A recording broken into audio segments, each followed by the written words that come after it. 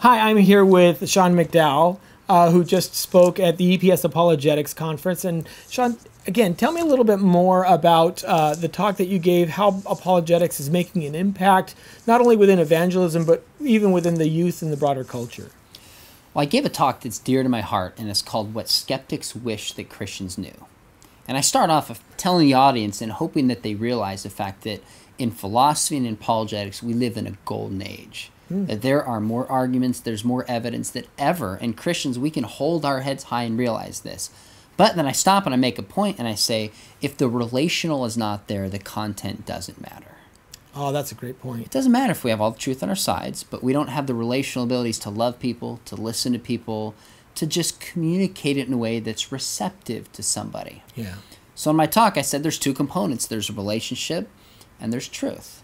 And I did a book called Apologetics for a New Generation. I had a chance to interview Lee Strobel, and he says, hey, keep in mind, this is not a niceness contest, right? If it was, the Mormons would win. It's not just about being nice. But on the other hand, we have something we think is true, and we have powerful reasons for it.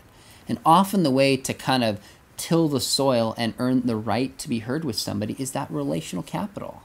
And sometimes that can be 5 minutes in a genuine relational with someone senses we care. Sometimes that takes years.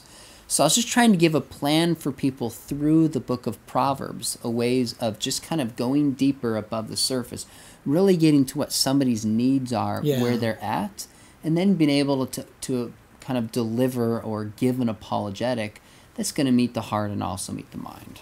Yeah, that's so important to touch people where they need to be touched, as opposed to just rehashing the arguments you've learned. Yeah. So, and now you've written many books, Apologetics for a New Generation, you mentioned, Is God Just a Human Invention? Also, one of the better-selling Bibles are out there, the Apologetic Study Bible for Students. Only because the contributions I got were stellar, yourself included. Thanks. We do. It's some great chapters. It was 100, and I have people come up to me afterwards and say, adults say, this is a great Bible for me, because the top questions, 150 questions that people are asking today, are answered in that Bible. So that's phenomenal. Anything else that's going on that maybe you'd like to highlight? Well, you know what? I'm doing my dissertation on the question of how we know the disciples died as martyrs for their faith. Interesting topic. So I just wrote an article on Biola's website. If someone's interested, they could probably Google and find. That's right. You're now a new professor at the Biola Apologetics program. I'm a professor there, and I'm not done with my dissertation yet, so I'm working on that. And I'm finding some fascinating things, and I can't wait to be done. Number one, just to be done, but even more importantly, to publish this, because I think when Christians find it and they see it, they're going to realize that, man, all of the disciples were willing to suffer for their faith. I mean, all of them. We know that clearly from the beginning of Acts. They believed because they had seen the risen Jesus, transforms their lives.